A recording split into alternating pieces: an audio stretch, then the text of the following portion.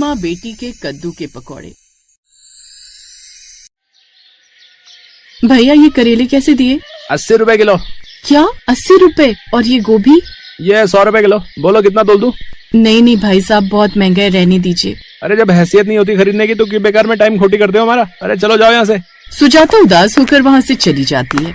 घर में आटा भी नहीं है। ऐसा करती हूँ, थोड़े से पैसों से आटा ले लेती हूँ, आज सूखी रोटी नमक के साथ ही खा लेंगे। ऐसा कहकर वो 40 रुपए का आटा लेकर घर की ओर आ रही होती है कि तभी उसे एक ठेले से बड़ी अच्छी पकौड़ों की खुशबू आती है, जिसके सामने वो रुक जाती है। पकौड़े की खुशबू से उसका मन भी पकौड़े खाने का हो रहा था, लेकिन उसके पास तो पैसे ही नहीं थे इतने।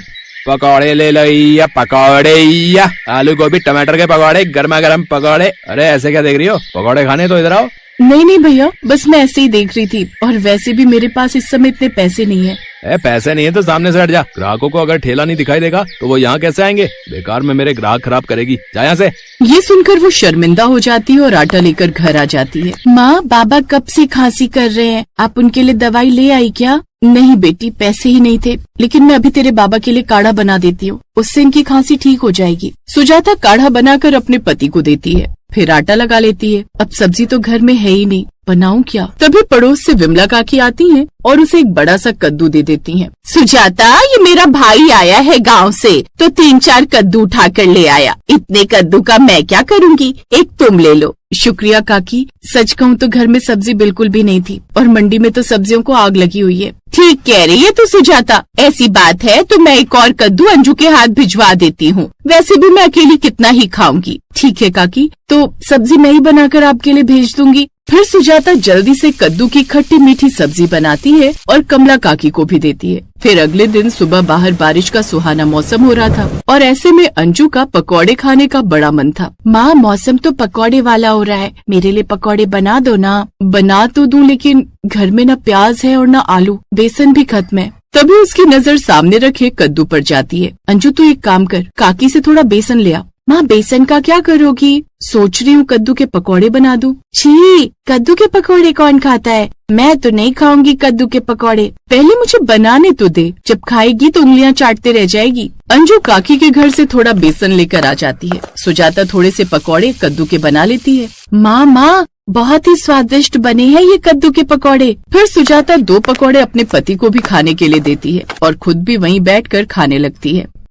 सुजाता, ये तो सचमुच में बहुत ही स्वादिष्ट बने हैं, और बिल्कुल भी पता नहीं चल रहा कि ये कद्दू के पकौड़े हैं। वो सभी कद्दू के पकौड़े खाते हैं, पर अगले दिनों में क्या होगा, इसकी चिंता सुजाता को बहुत हो रही थी। वो रात भर करवट बदलती रही। पिछले 2 महीने से उसका पति रमेश बीमार था और बिस्तर पर ही लगा हुआ था। ऐसा कब तक चलेगा? अब तो घर में बचत के पैसे तक खत्म हो गए। अब कोई न कोई काम शुरू करना पड़ेगा, लेकिन कौन सा काम करूँ? आज सबको मेरे हाथ के पकौड़े अच्छे लगे, और बरसात का मौसम भी आने वाला है, तो पकौड़े तो लोगों की पसंद है। क्यों ना मैं यही काम करूं? और मेरे पास ये इतने बड़े बड़े कद्दू भी तो पड़े हैं, क्यों ना मैं इन्हीं के पकौड़े बनाकर बेचूं? इतने बड़े कद्दू के पकौड़े भी काफी सारे बन जाएंगे। हाँ, यही ठीक रहेगा, मैं कद्दू के पकौड़े बेचूंगी। उस सारी रात सुजाता यही सब सोचती रही, और फिर अगले दिन अपने पति से, सुनो, क्या तुम्हारा कोई दोस्त है जो मुझे 500 रुपए उधार दे दे? हाँ है तो, तुम मोहन से जाकर मिल लो, उसके पास होंगे, लेकिन वो बड़ा ही चालाक है, ब्याज भी तुमसे साथ ही पूछ लेगा। हाँ, ये क्या बात हुई? 100-200 रुपए का ब्याज, वो भी दोस्ती यारी में? चलो कोई बात नहीं, मैं देखती हूँ। अब पैसों की जरूरत है तो क्या करूँ? सुजाता रमेश के दोस्त मोहन के पास जाती है।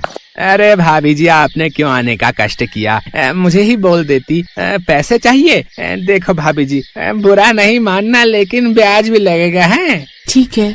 और हाँ, पैसे अगर महीने के अंदर नहीं दिए तो अगला महीना लगते ही सीधे डबल पैसे लगेंगे।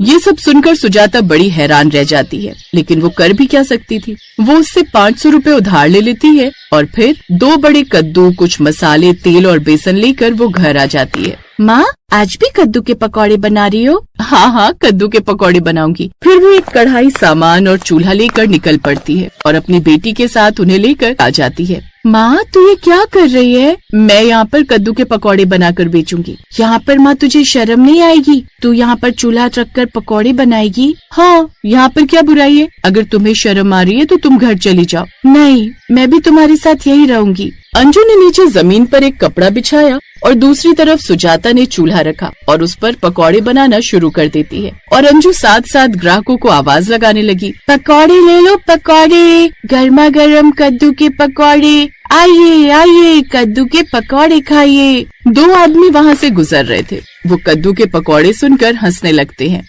कैसे दिए कद्दू के पकौड़े? भाई साहब 30 रुपए प्लेट। ठीक है, लगा दो। पहली बार सुना है कद्दू के भी पकौड़े होते हैं। होते हैं साहब, होते हैं। एक बार खाकर देखिए, ऐसा लाजवाब स्वाद होता है कि आप बाकी सब पकौड़े भूल जाओगे। अरे वाह, ये तो लाजवाब बना है।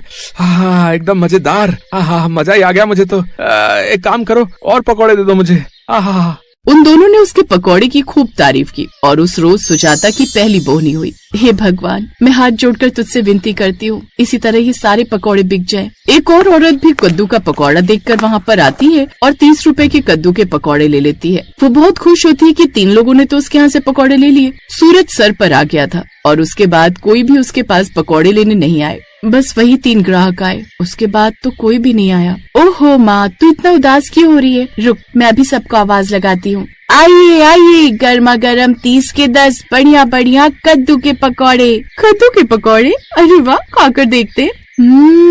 खुशबू तो अच्छी आ रही है। वो दोनों सुजाता को पकौड़ों के लिए कहते हैं। सुजाता तभी के तभी गर्मा गर्म पकौड़े मसाला डालकर खाने के लिए देती है। बढ़िया पकौड़े खाकर दोनों बहुत खुश होती हैं और खुशी खुशी सुजाता को पैसे देती हैं। हमारे गांव में बनते कद्दू के पकौड़े, बहुत दिनों बाद खाए, सच में मजा आ गया। फिर देखते ही देखते उसके सारे पकौड़े बिक गए। अंधेरा होने लगा था तो सुजाता ने सारा सामान समेटा और अंजू के साथ घर चली आई। आज वो अपने साथ चावल और सब्जी लेकर आई थी। अरे बड़ी खुश लग रही हो सुजाता।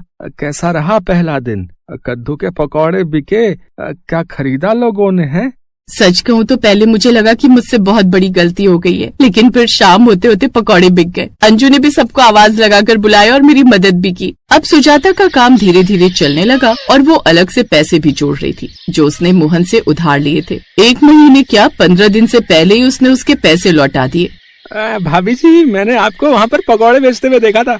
एक सलाह दो, एक पुराना ठेला ले लो, उस पर रखकर बनाओ, तब ज्यादा पकौड़े बिकेंगे। नीचे लगाने से लोगों का ध्यान आप पर इतना नहीं जाता। हाँ ठीक है भैया, सलाह देने के लिए शुक्रिया। अगले दिन वो एक पुराना ठेला ले आई और उस पर रखकर पकौड़े बेचने लगती है। अब जब उसने ठेला लगाकर पकौड़े बेचना शुरू किया तो काफी ग्राहक उसके पास आने लगे। धीरे धीरे उसने चाय भी बनानी शुरू कर दी। पकौड़ों के साथ चाय का चस्का लोगों को लगने लगा और इस तरह धीरे धीरे सुजाता ने अपना काम वहीं पर जमा लिया।